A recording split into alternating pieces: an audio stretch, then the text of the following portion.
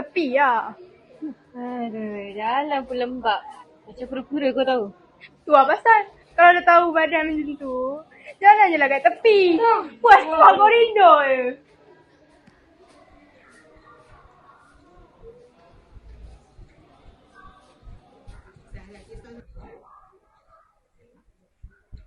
Darwish, jangan lain diorang lah. Jom kita masuk kelas dulu. Kadang-kadang dari unit. Unit pencerah.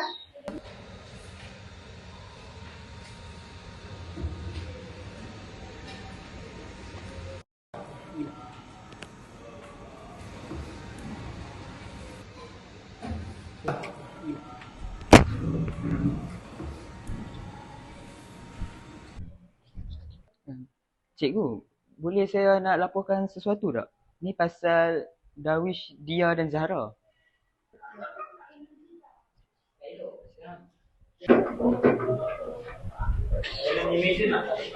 Skop beli lah. Ikut dari depan. Ni Cikgu Puan. Nanti kamu maklumkan ke Darwishi untuk jumpa saya pada waktu balik nanti, okey? Baik, cikgu.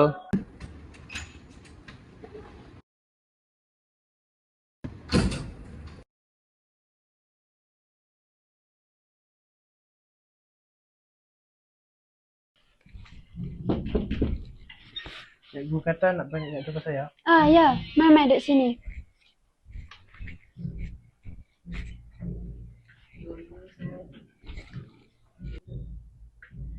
Darwishi, Cikgu tahu apa yang berlaku. Kes Dia dengan Zahra tu, Cikgu dah panjangkan ke unit disiplin. Mereka akan terima tindakan selanjutnya. Tapi ada sesuatu yang Cikgu nak cakap dengan awak. Awak ni sedih dan marah kan bila mereka panggil awak dengan gelaran yang buruk? Ya, cikgu.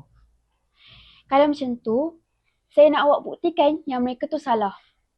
Jangan biarkan kata-kata mereka menjadi takdir awak.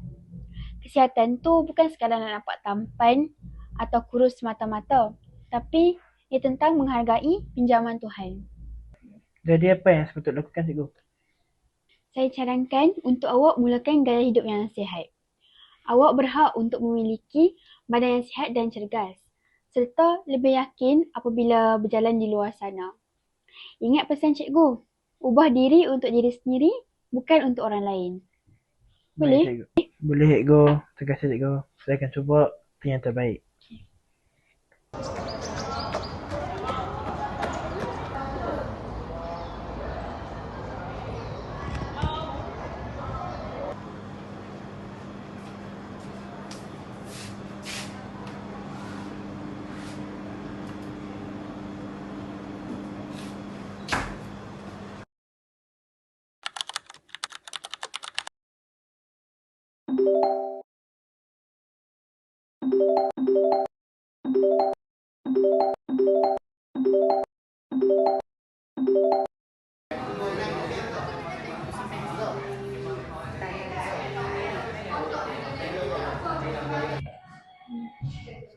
Mana si Darwishi ni?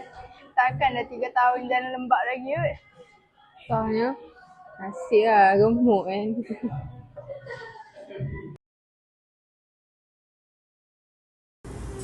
Assalamualaikum. Maaf saya lambat. Jalan agak sesak tadi.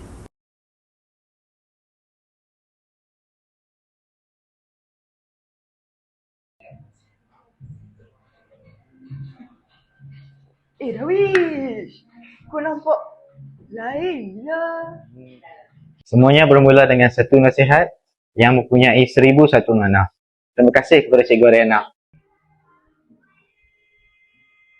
Kecantikan luaran mungkin menarik perhatian, tapi disiplin dan kesihatan yang membentuk siapa diri kita yang sebenarnya.